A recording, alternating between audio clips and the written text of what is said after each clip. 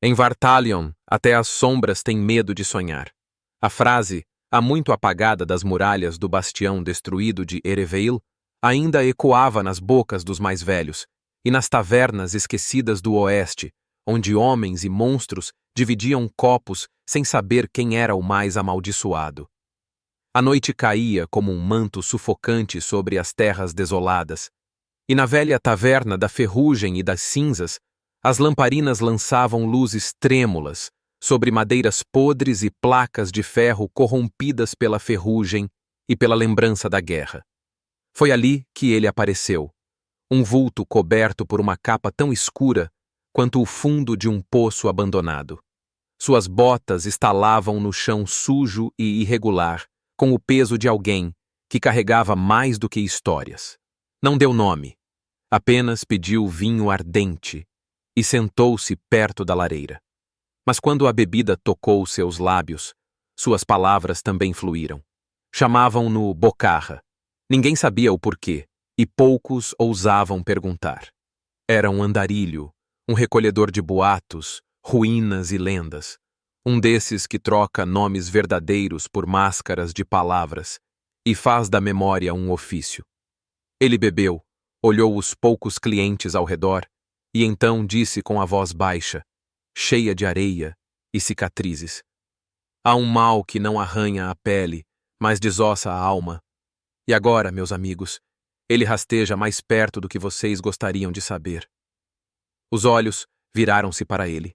As chamas da lareira tremularam, como se a própria luz sentisse calafrios.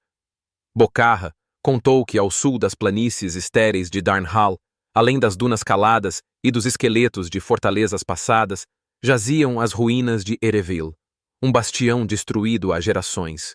Ereveil não caiu pela lâmina ou pela fome, mas por algo mais antigo que a guerra e mais cruel que a peste. Nas suas entranhas esquecidas, algo se movia sem mover-se. Um caçador de emoções, um devorador de dores. Ele se alimenta do que não se vê. Tristeza, culpa, raiva, solidão. Quanto mais você sente, mais ele bebe de você, disse Bocarra. Chamei-o de Murdun, o faminto das emoções. Murdun não tinha forma. Ele era como um gás denso, como um sussurro que escorre pelas rachaduras da mente.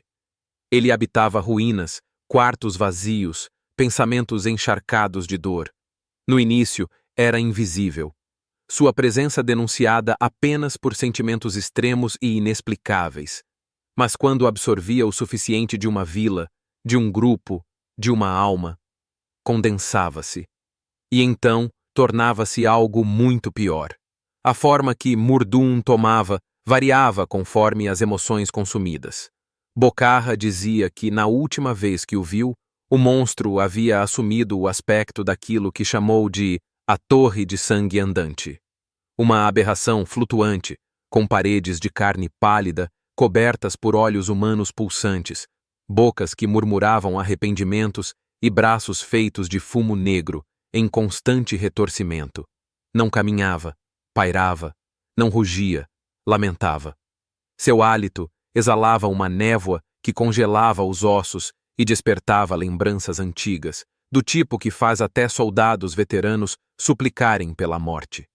E em seu rastro, uma trilha emocional permanecia, como cheiro de sangue no ar. O monstro podia seguir um sentimento forte por léguas, faminto como um cão que pressente um cadáver. Ele não caça carne, explicou Bocarra. Caça o que está por dentro. Se você chorou ontem, ele está mais perto hoje. Mas não se limitava às ruínas de Ereveil. Bocarra afirmava que Murdun agora estendia seus tentáculos invisíveis para além das muralhas quebradas, avançando pelas últimas cidadelas humanas que ainda respiravam. Trascal foi a primeira. Em uma semana, 7 pessoas desapareceram no mesmo beco. Nada restou, exceto uma palavra escrita em sangue na parede. Sinta. A criatura sabia onde havia desespero. Hospitais, cemitérios, tavernas devastadas, bordéis quebrados por batalhas. Esses eram seus pomares. Alimentava-se devagar. Instalava-se em silêncio. Provocava brigas, surtos, suicídios. E, quando a colheita estava pronta, materializava-se para o banquete. Bocarra não estava sozinho em sua crença. Mencionou outros que também sabiam e sobreviveram para contar. Velena, a bruxa cega do pântano de Isgrau, foi a única que escapou de um vilarejo inteiro tragado por Murdun. Desde então, vive muda, escrevendo com sangue seco em folhas de carvalho negro. Johann del Cal, um cavaleiro de rosto queimado por brasas rúnicas, jurou matar a criatura. Forjou uma lança com ossos de suicidas, consagrados em prantos. Segundo ele, o único material capaz de ferir a essência do monstro. E havia também os Irmãos de Luto, um culto que via Murdun como uma divindade incompreendida. Esses se ofereciam em sacrifício voluntário, acreditando que, ao serem devorados, se tornariam parte do ventre da dor eterna. Enquanto o fogo na taverna crepitava, Bocarra falou de uma noite em que subiu sozinho às ruínas de Ereveil. Disse que a viu. A sombra, a coisa. Era maior que o bastião. Chovia olhos, chovia gritos, ele disse. E todos eles me olhavam.